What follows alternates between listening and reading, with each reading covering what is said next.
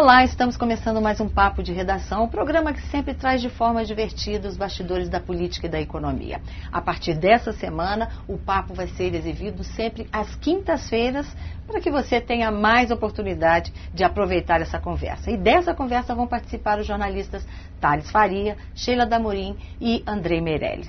Paramos o nosso estúdio móvel em frente ao Congresso Nacional, onde se debate evidentemente, os últimos assuntos da política, mas especificamente a situação do Eduardo Cunha, o presidente da Câmara, que apresentou as justificativas e está todo mundo achando meio engraçado tudo, né? Porque virou meio que um deboche.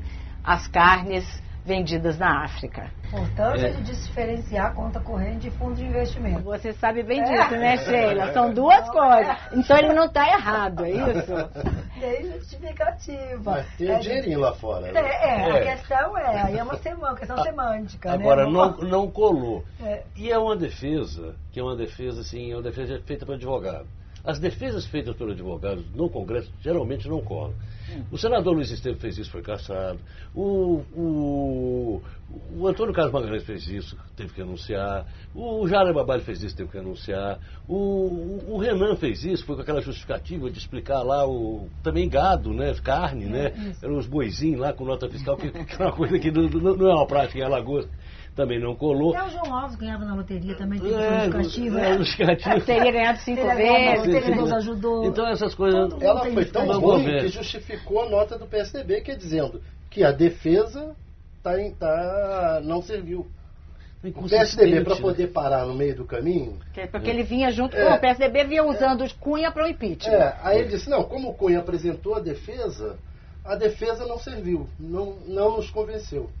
Agora, é uma nota, vamos dizer assim, é um tom assim, eles mesmo dizem o seguinte: essa nota nossa, esse pedido nosso para que o Cunha se afaste da presidência da Câmara, é mais veemente do que o anterior.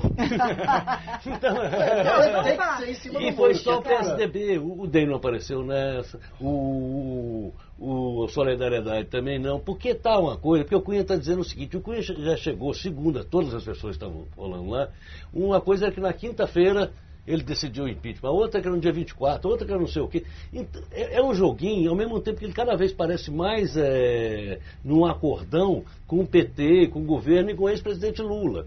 Quer dizer, então... Mas essa carne do Zaire, essa vai ser a coisa do Uruguai, do Collor, vai ser essa carne. Não, e essa defesa é uma questão jurídica. Aí o cara vai dizer, não, mas isso aí ela conta, mas o que interessa, o que fica no final é que parece um deboche. É uma defesa que parece um deboche. Nessa altura do campeonato, a gente tem dinheiro ou não tem dinheiro no exterior? Estava na conta, estava no bolso, na casa do amigo, da família, assim. Tanto faz. A questão era o dinheiro que estava lá fora e da onde ele veio, entendeu? A verdade é que ninguém comeu a carne processada. Mas ele conseguiu uma coisa, que é botar a carne processada como grande tema, porque virou folclore também.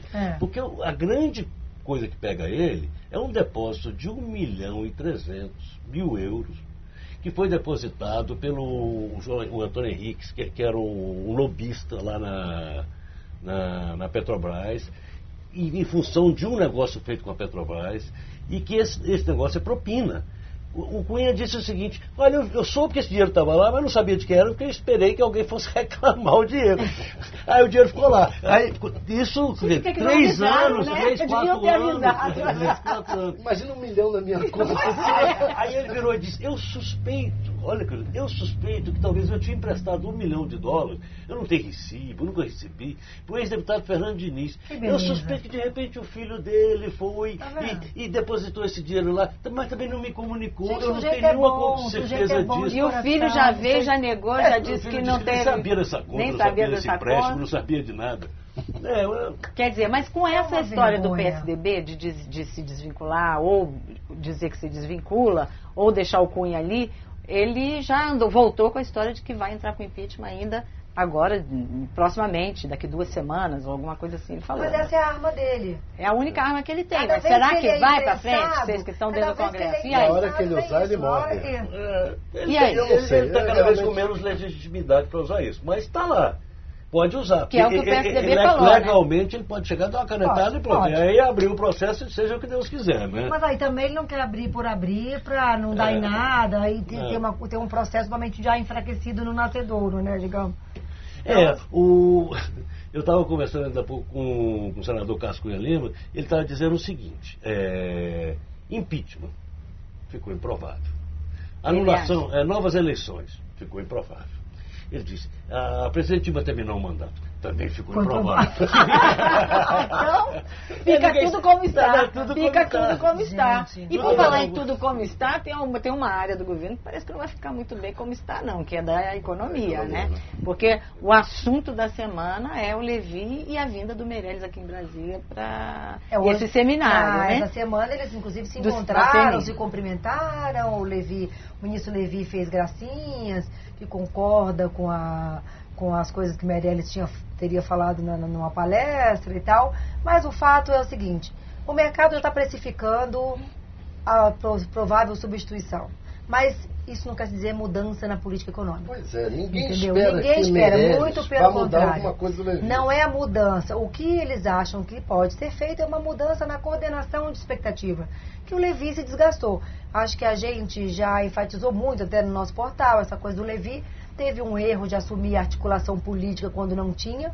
Ele assumiu a articulação política das medidas do ajuste fiscal e ele acabou se queimando. Agora ele criou numa situação... Quer dizer, ele realmente sai bem queimado. Ele entrou num nível X e está caindo bem abaixo. Politicamente, porque todo mundo fala, economicamente, concordo com as ideias do Levi, isso tem que ser todo mundo concorda, Só que é o seguinte, não adianta ter a ideia perfeita se ela não é executada. Se os projetos não são votados, se você não consegue implementar as medidas, isso não vai fazer aparecer dinheiro no cofre. Se você perguntar que é o que o Tesouro precisa. A todos os deputados e senadores, qualquer um, o Levi fica até quando? É porque as pessoas não acreditam que o Levi fique muito tempo. Já está. Na terça-noite. As apostas já vêm de muito tempo. Na terça-noite teve um jantar na casa do senador Eunício Oliveira, que é o líder do PMDB, tinha uns 40 senadores. Lá vai o Levi foi lá. E o Levi ficou com aquela mesma coisa de ajuste fiscal, aquela coisa. Os senadores dizem que já não aguentam mais ouvir a mesma coisa. Ele ficou dando. Foi altamente criticado. Foi altamente criticado, cobrado lá, etc. E lá pelo meio dessa confusão toda, sabe o que ele falou? Se referindo ao PT, o meu partido. Quer dizer, ele já depois, o meu governo. E depois mandou uma cartinha agradecendo muito o convite, dizendo que foi muito bom saber como vocês pensam, etc. Que eles não sabem ainda se aquela carta é fato, ele realmente... Ou se é ironia, né? Se ele está ironizando. Porque essa é uma das maiores críticas que se faz hoje ao ministro Levi, que é exatamente o ar de deboche, de ironia com que ele costuma conversar e falar com as pessoas. Exatamente. E isso é uma coisa que já correu o mundo. Todo mundo comenta isso. Todo mundo que esteve com ele, que negociou, que conversou, comenta isso. Mas eu acho que nessa questão de Levi tem uma coisa muito importante tem que considerar. É fato, a presidente não gosta do Meirelles. Então, a presidente Dilma já não quis nomeá-lo ministro da Fazenda. Eu quero levantar uma questão com vocês, porque isso já é fato, a gente já sabe. Agora, se o Meirelles vier a assumir o Ministério da Fazenda, a gente tem duas leituras, né? A primeira é de que ela virou um fantoche. Virou um fantoche, entregou tudo. Ela terá virado um fantoche. Começa o terceiro mandato do ex-presidente Lula. E começa o terceiro mandato do ex-presidente. Porque Lula assume. Eu acho que o ex-presidente Lula está acostumado. Então, assim, quando você vê o mercado financeiro... E pelo visto o mercado quer isso mesmo. Quando você vê o mercado financeiro se posicionando pró-Meirelles, isso não tenha dúvidas. São os emissários do ex-presidente Lula que conversam, que leia-se aí entre eles o ministro Antônio Palocci, ele continua bem cotado, o ex-ministro, dentro do mercado financeiro, ele faz reunião. O Lula assume? Não é só porque ele indicou o Meirelles, é porque é o seguinte, o Meirelles, politicamente, a política econômica dele é igual a do Levi. Quem apoia o Meirelles de fato? São os aliados, PMDB, etc. O PT... não gosta do Meirelles. Nunca gostou do Meirelles. Engoliu durante todo o período Lula. Por quê? Porque o Lula é quem segura o PT. Então o que vai ocorrer? Se vem o Meirelles, o Lula vai ser o homem que vai segurar o PT. O Lula tenta refazer o PT. Aí segura melhor o governo. Só que ela vira fantoche. Ele é o cara que vai dar sustentação ao Meirelles. Porque o Meirelles, inclusive, está exigindo... nomear, talvez, o ministro do Planejamento, a diretoria do Banco Central. Então ele vai ser um super-ministro. Ele quer ser o super-ministro, ele quer ser o dono de tudo. Vai prestar conta para o Lula, não para Dilma. E a gente sabe que a presidente Dilma gosta, ela é economista e acha que entende gosta economia, de dar pitaco nessa área. Agora, esse almoço aí do Meirelles com o Levi foi uma... Não, assim, eu acho que isso foi uma coisa, por exemplo, o nosso portal mostrou muito bem, uma coisa que você raramente vê, uma mesa num almoço com o ministro mais poderoso, em tese, que é o ministro da Fazenda, das palavras do Ministério, uma mesa com lugar vazio. A mesa do Levi tinha um lugar vazio. Enquanto ao lado um bolinho com 10 pessoas rodeando o Meirelles. Quer dizer, de fato, o ministro era o Meirelles. Não que o poder eleitoral é a perspectiva de poder de questionando. Qual dos dois será o ministro? Se não conhecer, mas achar que é o Meirelles. Inclusive questionando se o Meirelles estaria pronto para assumir se fosse convocado. Quer dizer, eu não tenho dúvida nenhuma que essa análise que o Thales falou aqui é exatamente isso. O Lula está tentando juntar os cacos do PT. E ele é bom nisso. E ele com a dupla, ele Palocci, o Palocci é o interlocutor dele no mercado financeiro. O Palocci continua se reunindo com todos os grandes bancos, presidente de banco e fazendo a cabeça das pessoas. Então, se você passar a mensagem de que um novo ministro, a gente vai conseguir agregar, vai conseguir mudar expectativas, aprovar coisas no Congresso que são necessárias, o mercado compra e comprou. Não, e não só comprou, como o dólar caiu. Exatamente. Só com o boato. Só com o isso boato. É uma coisa muito forte, quer dizer... Agora, um recado seguinte, é isso mesmo, queremos isso mesmo. Agora tem que combinar com a Rússia. A Rússia não. Pois é, as informações do Palácio são de que ela não vai aceitar. Ela ainda resiste. Não sei se ela vai conseguir. A questão mas ela se também ela resistiu no Mercadante, né? Retirar o Luiz Mercadante. Dizer que não ia aceitar meses e meses. Mas no final acabou aceitando. É diferente, né, André? Porque ela aceitou, mas ela deixou ele ali no cantinho ainda próximo ao alcance da mão. Você trocar o Meirelles, assim, ela tem uma mágoa muito grande com o Meirelles, principalmente pela intenção política. Agora você imagina o Meirelles e o Nelson Barbosa convivendo? Você que conhece. Você que cobre a área. Essa é uma relação difícil. E aí, muito difícil. E aí eu acho que seria muito difícil a Dilma aceitar a troca do Levi com a do Nelson, porque aí o Nelson é dela. Exato. Entendeu? Então ela iria, imagino eu, querer manter o planejamento, pelo menos. Sim, mas aí ela vai ficar numa briga, porque se o Meirelles não quer indicar o planejamento, como é que vai ficar? Vai ficar aí você não vem. Aí ele vai, Lula. Quando ele saiu do governo, ele seria isso, aquilo outro, no governo Lula, para o primeiro mandato da Dilma, e ela bancou e não quis e mandou ir lá para o Conselho da PO. Agora, entendeu? Então, assim... Está havendo uma outra mudança no Congresso. Assim... Como o PMDB lançou um projeto, né, que vai ser discutido no Congresso na semana que vem, eles vão discutir um projeto com propostas, inclusive, que gera polêmica dentro deles, considerados neoliberais, etc. Tudo bem. Ficou sem projeto o PSDB. Então está se preparando, o PSDB resolveu fazer a toque de caixa um projeto também. Vem aí o PSDB propositivo. Vai ter um discurso daqui uns 20 dias. Como fez o PSDB, assim? O Aécio está providenciando isso aí. Então vem aí o PSDB propositivo. E ao mesmo tempo resolveu negociar algumas medidas que estão lá, como a DRUA, circulação de receitas, que está vencendo, eles já estão negociando, eles estão dispostos a negociar outras coisas, porque qual é a conclusão geral? Esse grupo de senadores, inclusive, é muito forte, eles têm se reunido com frequência, eles têm chegado a essa conclusão. Meio assustado, eles concluíram com as informações que estão recebendo de empresários, de mercados, de tudo, do próprio governo, que o ano que vem pode ser pior do que esse ano. Deve ser pior do que esse ano, inclusive porque vai partir de um patamar lá embaixo já de recessão, e vai aprofundar a recessão. Então está-se com medo do que pode acontecer, inclusive em ruas, etc. Também tem o dado das pesquisas, que eles viram que essa brigalhada, Cunha, o apoio que eles deram ao Cunha, a briga em torno do impeachment o tempo inteiro, sobrou um pouco para a classe política como um todo. E eles estão com medo da rua. E aí mesmo agora que a rua é hora de... Dá uma recuada. Se você chegar no Congresso hoje, essa coisa do Cunha, está todo mundo querendo a saída dele e está todo mundo no Congresso querendo um pouco esfriar... A história do baixar a bola do impeachment um pouco por enquanto, porque porque o tá impeachment essa semana até voltou às páginas e à boca das pessoas por conta da greve dos caminhoneiros. né? Que eles trouxeram a questão do impeachment. Mas também não foi tudo aquilo que se esperava. Mas claro, o governo agiu duramente. Ele agiu, eu acho que nesse caso, primeiro os caminhoneiros estavam falando, muito embora seja loucura da cabeça deles, que eles queriam fazer igual ao Chile, né?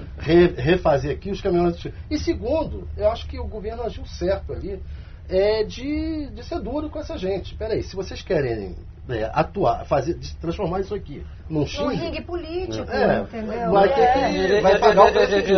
Eu acho que surpreendeu porque eles não são ligados a sindicatos, são ligados a nada, é uma coisa meio solta aí. E que teve até uma expressão maior do que se imaginava que poderia ter. Eu não acho, eu acho que teve uma expressão menor do que se esperava, bem menor. Todo mundo ficou contra, inclusive por causa desse discurso deles golpista, o discurso deles é realmente golpista, sabe? Porque ou você só se admite que se tira a presidente da República dentro dos moldes da Constituição, fora disso é golpe, né? Então, o que acontece? Aí tá certo, então foi uma coisa repudiada, eu acho que de uma maneira geral eles não tiveram apoio de setor nenhum, tudo bem. Agora, eles expressam um pouco dessa satisfação que está nas ruas. Agora, sobre as medidas da presidente Dilma, eu acho o seguinte, eu acho que o direito constitucional de ir e vir tem que ser assegurado com os caminhoneiros, mas tem que ser assegurado também com o MST, tem que ser assegurado... Porque tem que valer para as mesmas coisas. Claro, todo mundo. Valer igual para todo mundo. Não só para caminhoneiro. Contra o governo. Não só para caminhoneiro. Todo mundo. Que é o que no Brasília está virando uma bagunça. Aqui em Brasília toda semana. Ou invade um prédio, ou quebra-quebra, ou ninguém entra com multa absurda e ninguém entra com polícia, ninguém faz nada. Os táxis, por exemplo, fecharam. Mas o caso deles é o seguinte. Eles estavam combinados, eles estavam esperando que nesse mês de outubro e de novembro a situação da Dilma estivesse em caos, o impeachment no auge, e que um movimento desse seria o fecho de ouro. E estavam nisso combinado com uma parcela do DEM, com o Caiado. O Bira Nobre, que é um dos líderes, vive no gabinete do DEM. Então, mas tinha que reavaliar a estratégia. Erraram. Eles combinaram vamos jogar em novembro isso aí. Olha aqui, em novembro, eles tinham que reavaliar a estratégia, porque em novembro a situação econômica era tão ruim que todo mundo seria solidário com relação à questão econômica e às reivindicações econômicas da categoria. Eles não fizeram reivindicação econômica. Não, é isso que eu estou te falando. A partir do momento que eles vão para a rua para dizer, não, vamos ficar aqui até a presidente renunciar, aí você vê que não tem reivindicação, que não é pela recessão econômica, eles não é por falaram, nada. agora não é diesel, não é preço de quer frete. O pessoal quer fazer balbúrdia, quer fazer baderna, e aí não vai rolar. Bom, a gente vê então a semana que vem como é que ficam essas questões e essas votações para ver como é que se desenrola. Eu acho que o principal ponto vai ser mesmo Levi fica ou não fica, Meirelles assume ou não assume. Olha, acho que é um espetáculo que a gente vai acompanhar. Acho que ainda vai se arrastar um cadinho. Não esqueçamos a possibilidade de um terceiro nome. Nossa, você tem alguma informação? Um novo Trabuco. Bom, vamos aguardar. Muito obrigada pela conversa de hoje. E a você que nos acompanhou, muito obrigada pela audiência. E fique sabendo que agora o Papo de Redação será sempre às quintas-feiras. Até semana que vem.